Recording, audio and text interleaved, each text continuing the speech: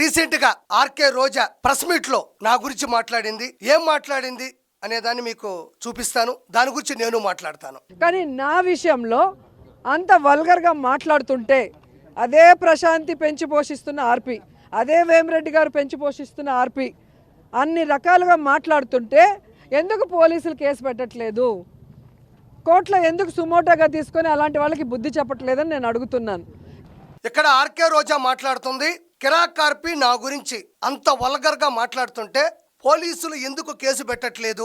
రెండోది, ప్రశాంతి రెడ్డి గారు, వేమిరెడ్డి ప్రభాకర్ రెడ్డి గారు పెంచి పోషిస్తున్నారు కిరాక్ ఆర్పి అని అంటుంది. నేను ఖచ్చితంగా దీనికి సమాధానం చెప్పి తీరాలి. నిజం చెప్పు ఆర్కే రోజా, ప్రజలందరూ చూస్తున్నారు. ప్రతి వీడియో నాది సోషల్ మీడియాలో ఉంటుంది. నేను నీ గురించి వల్గర్గా మాట్లాడానా? తిరుమల కొండకి సంబంధించినటువంటి టికెట్లని అమ్ముకొని కోట్ల రూపాయలు సంపాదించామని నేను ప్రశ్నించాను. అది వల్గర్గా మాట్లాడటమా? తిరుమల కొండ మీద ప్రెస్ మీట్లు పెట్టి మరి రాజకీయాల గురించి, అన్న గురించి మాట్లాడావు అని నేను ప్రశ్నించాను. అది వల్గర్గా మాట్లాడటమా? 2013లో నీ సొంత అన్న మీద కేసు పెట్టావు, ఎందుకు పెట్టావు అని నేను ప్రశ్నించాను. అది వల్గర్గా మాట్లాడటమా? చెన్నైలో ఫామ్ హౌస్ కొన్నావు, కొడుక్కి కోట్ల రూపాయలు కారు కొనిచ్చావు, ఈ డబ్బులు ఎలా వచ్చాయని నేను ప్రశ్నించాను. అది వల్గర్గా మాట్లాడటమా? జగనన్న జగనన్న మీకు నా సెల్యూట్.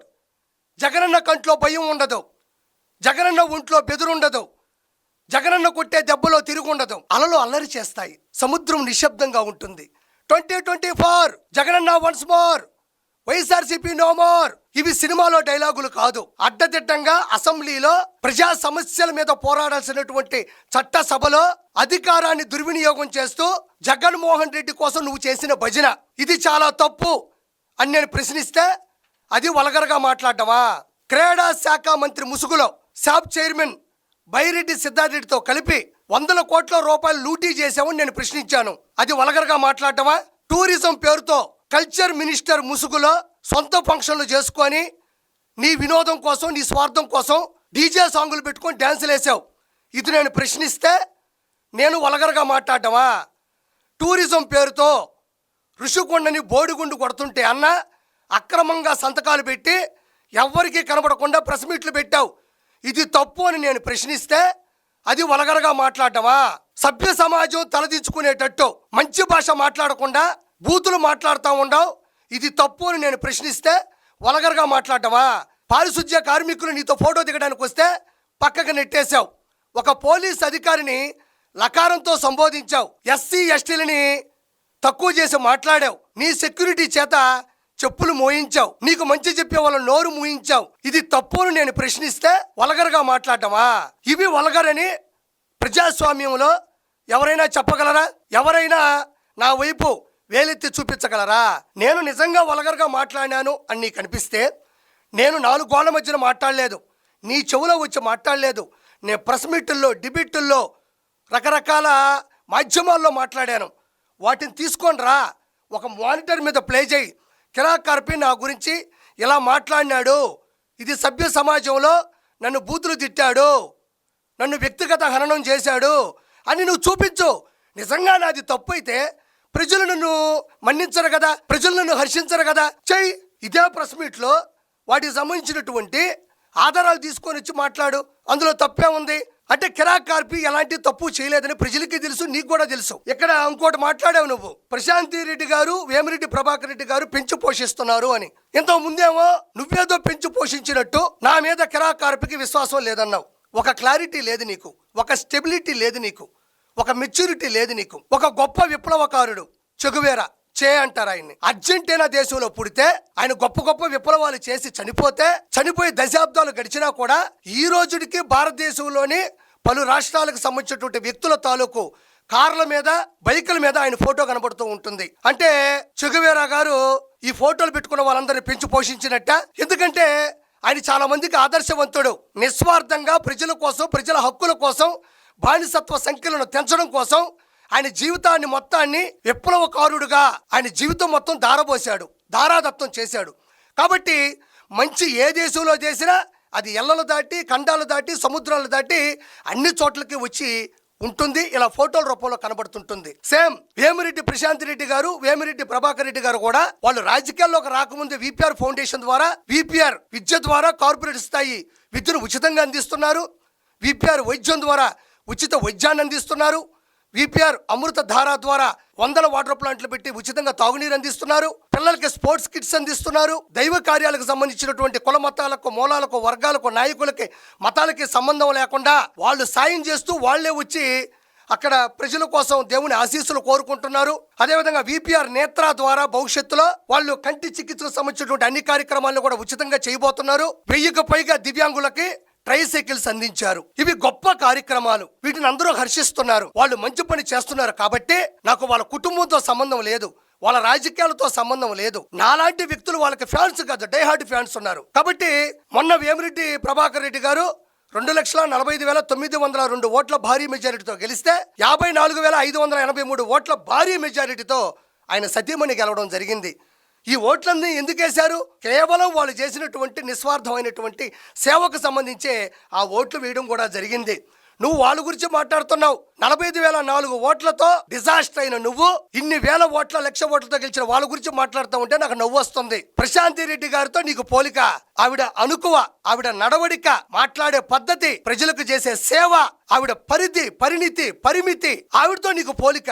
ఆవిడలో ఉండే లక్షణం, ఆవిడకుండే లక్ష్యం ఒక్కటైనా నీకు జీవితంలో వచ్చుంటుందా? ఈరోజు ఎందుకు కోవూరులో 200 కోట్ల రూపాయల నిధులు మంజూరు చేయించుకొని కోవూరుని సువర్ణ అక్షరాలతో గొప్ప స్థాయికి తీసుకెళ్తా ఉండాలి. 24 గంటలు జనాల్లో ఉంటా ఉంది. ఏ రోజైనా ప్రశాంతి రెడ్డి గారు కానీ, ప్రభాకర్ రెడ్డి గారు కానీ నీ భాష మాట్లాడారా? నీ బూతులు మాట్లాడారా? నీలాగా జనాల మీద పడిపోయారా? లేదు కదా. 2024 ఎలక్షన్స్ ముందు కూడా ప్రసన్న కుమార్ రెడ్డి ఆవిడ కుటుంబం గురించి, ఆవిడ రాజకీయ భవిష్యత్తు గురించి వలగరగా మాట్లాడితే ఆవిడ తిరిగి ఒక్క మాట కూడా మాట్లాడలా. ఆవిడ ఒక గొప్ప మహిళ. చెప్పాలంటే ఒక సభ పెట్టి నేను ప్రజల్లోకి వస్తున్నాను, నా గురించి ఇలా మాట్లాడారు అని వాటన్నిటికీ సమాధానాలు ఇచ్చింది. నేను మా అత్త, మామ, నా బంధువులు, నా కుటుంబం, నా బిడ్డలు అందరి దగ్గర ఆమోదం తీసుకొని ప్రభాకర్ రెడ్డి గారిని పెళ్లి చేసుకుంటున్నాను చెప్పినటువంటి గొప్ప మహిళ. ప్రసన్న కుమార్ రెడ్డి మాట్లాడిన భాష ఆవిడ మాట్లాడలేదు. నువ్వు మాట్లాడిన భాష అయితే అసలు మాట్లాడదు. ఆవిడికి నీకు కలుపు మొక్కకి కలప మొక్కకున్నంత తేడా ఉంది. కలప మొక్క ఎలా వినియోగిస్తారు, దానికి ఎంత డిమాండ్ ఉంటుందని ప్రత్యేకంగా చెప్పక్కర్లా. అదే ప్రశాంతి రెడ్డి గారు. నువ్వు కలుపు మొక్క ఉరి పొలాల్లోనో పంట పొలాల్లోనో మధ్యలో తగిలితే నిలవనా తీసి బయటపడేస్తారు. అందుకే కాక మొన్న 45,004 ఓట్ల తేడాతో నేను బయటపడేశారు. కిరాక్ కార్పి వాళ్ళకి డైహార్డ్ ఫ్యాన్. వాళ్ళు చేసే మంచికి లక్షల మంది అభిమానుల్లో నేను ఒకడిని. నేను ఎలక్షన్స్ ముందు మాట్లాడాను, మధ్యలో మాట్లాడాను, మన ప్రసన్న కుమార్ రెడ్డి మాట్లాడినప్పుడు మాట్లాడాను, నేను భవిష్యత్తులో కూడా మాట్లాడతాను. అది ధర్మం. నా కుటుంబం కానక్కర్లేదు, నా రాష్ట్రం కానక్కర్లేదు, నా దేశం కాకపోయినా పర్లే. ఇలాంటి గొప్ప వ్యక్తులు ఎక్కడ ఉన్నా సరే మాట్లాడాల్సినటువంటి ధర్మం నా మీద ఉంది కాబట్టి నేను మాట్లాడాను. నన్ను పెంచి పోషించక్కర్లేదు, నాది చిన్న వయసు కాదు, నేను నెక్కర్లేసుకొని తిరగట్లేదు, ఒకరు చెప్పితే ఇరుచుకుపడే తత్వం కాదు నాది. విలువలు, విశ్వసనీయత, విజన్ ఉన్న నారా చంద్రబాబు నాయుడు గారి అడుగుజాడల్లో నడుస్తూ ఆయన ఆలోచనల్ని ఆచరిస్తూ నెల్లూరుని అభివృద్ధిలో అగ్రస్థానంలో నిలబెట్టాలని వేమిరెడ్డి గారు కష్టపడుతున్నారు. కోవూరికి ఏ కష్టం రాకుండా అందరూ కన్నీళ్లు తుడుస్తూ ప్రశాంతి రెడ్డి గారు కోవూరికి కాపలాగా ఉన్నారు. ఇది చూస్తే ఆర్కే రోజాకి కడుపు మండిపోతా ఉండాది. వాళ్ళేమో సొంత నిధులతో కష్టపడి ప్రజలకు అండదండలుగా ఉంటే నువ్వు ప్రజల సొమ్మునే మింగేసిన దానివి. ప్రజల సొమ్ముని ప్రజలకే పంచకుండా నీ ఆస్తులు పెంచుకున్న దానివి. వాళ్ళకి నీకు పోలిక. వాళ్ళకి ఎందుకంత భారీ మెజారిటీ ఇచ్చారు? నిన్నెందుకు డిజాస్టర్గా ఇంట్లో కూర్చోబెట్టారు? ఏ గూటి పక్షులు ఆ గూటికే జారుతాయి. వాళ్ళు వైఎస్ఆర్సీపీలో ఉన్నది వాస్తవమే, కానీ వైఎస్ఆర్సీపీ నుంచి బయటకు వచ్చిన తర్వాత కూడా వాళ్ళనేం అంతగా విమర్శించలేదు, నీలాగా బూతులు తిట్టలేదు. కాముగా వచ్చారు, వాళ్ళ పని వాళ్ళు చేసుకుంటున్నారు అంతే. నీ భాష వాళ్ళకు వస్తుందా? నీ ఘోష వాళ్ళకు వస్తుందా? నీ పరుష పదజాలం వాళ్ళకు వస్తుందా? కాబట్టి వాళ్ళతో నువ్వు పోల్చుకోబాకు. గతంలో వాళ్ళు ఏ పార్టీలో ఉన్నా ఏ గూటి పక్షులు ఆ గూటికే జారుతాయి. కాబట్టి పొరపాటును వెళ్ళారు. మీరు చేసినటువంటి దొంగ పనులు, మీరు చేసే బూతులు, మీరు చేసే వికృతి చేష్టాలు తట్టుకోలేకే వాళ్ళిద్దరూ కూడా వైఎస్ఆర్సీపీ నుంచి టీడీపీలోకి రావడం జరిగింది. దేవుడు రాస్తాడు కదా, మంచోళ్ళ దగ్గరికి వెళ్ళాలని. కరెక్ట్ పర్సన్స్ దగ్గరకు వచ్చారు, కరెక్ట్గా గెలిచారు, కరెక్ట్గా న్యాయం చేస్తున్నారు. నాలాంటి లక్షల మంది అభిమానులు కూడా వాళ్ళు సంపాదించుకున్నారు. కాబట్టి వాళ్ళ గురించే మాట్లాడే అర్హత కూడా నీకు లేదని కోరుకుంటున్నా. కాబట్టి అలాంటి గొప్ప వ్యక్తుల గురించి ఒక ధర్మ పోరాటం కిరాక్ కార్పి చేస్తాడు. ఒకవేళ పెంచి పోషించాడు నీకు అనిపిస్తే ఆధారాలతో సహా నువ్వు డైరెక్ట్గా డిబేట్కి వచ్చాయి, నువ్వు మిగతా ఛానల్స్కి రావు, సాక్షికేరా కిరాక్ కార్పి ఏం వలగరగా మాట్లాడు అన్నది సాక్ష్యాలు తీసుకొనిరా. వాళ్ళు పెంచి పోషించారంటున్నావు కదా, ఆధారాలు ఏమన్నా ఉంటే తీసుకొని డిబేట్కి రా. I'm ready. ఏదైనా తప్పున్నా ఒప్పున్నా ప్రజలే బుద్ధి చెప్తారు, నీకైనా నాకైనా. కాబట్టి కిరాక్ కార్పి నీ గురించి ప్రతిరోజు మాట్లాడతాడు, నీలో ఉన్న లోపాలని ఈ లోకానికి తెలియజేస్తున్నాడు. అదే నీకు బాధ, అదే నీకు భయం. ఆ తర్వాత కూడా తమరేదో మాట్లాడారు, ఒకసారి అది కూడా చూద్దాం. ఈరోజు అధికారం ఉంది కదా అని ఎగిరెగిరి పడితే రాబోయే కాలంలో జగనన్న ముఖ్యమంత్రి అయిన తర్వాత ఎగిరెగిరి పడిన వాళ్ళని ఎగరేసి తంతామని కూడా ఈ సందర్భంగా తెలియజేస్తుంది. ఎగిరి పడితే అన్న ముఖ్యమంత్రి అయిన తర్వాత ఎగరేసి తంతాడు అంటుంది. కాబట్టి నేనేం చెప్పాలంటే దీనికి 2019 నుంచి 2024 మధ్యన ఎగిరి పడితేనే కదా జనాలు ఎగరేసి తన్నారు. అలా ఎగరేసి తంతేనే 151లో 5 పోయింది, ప్రతిపక్ష హోదా పోయింది, అసెంబ్లీకి వచ్చే ధైర్యం పోయింది, యలహంక ప్యాలెస్ లో దాక్కునే స్థాయికి వచ్చింది. ఎగరేసి తనడం గురించి, ఎగిరి పడ్డం గురించి నువ్వు చెప్తుంటే నాకు నవ్వు వస్తుంది. జనాలు షాక్ అవుతున్నారు. ఎవరు ఎగిరి పడ్డారు? వైన్స్, గ్రావిలు, ఇసుక, అక్రమాలు, అన్యాయాలు, దౌర్భాగ్యాలు, దౌర్జన్యాలు, దందాలు, సెటిల్మెంట్లు, స్కాములు, స్కీములు చేసి ఎగిరి పడింది ఎవరు? అందుకే జనాలు 151లో 5 తీసేసి ఎగిసి తన్నారు. ఎగరేసి తంతేనే కదా మనం చెన్నైలో దాక్కున్నాం, ఎగరేసి తంతేనే కదా అన్న యలహంక ప్యాలెస్లో దాక్కుంటున్నాడు. కాబట్టి ఎవరిని ఎగరేసి తన్నారు, ఎవరు ఎగిరి పడ్డారనేది ప్రజలకి ప్రత్యేకంగా చెప్పపలేదు.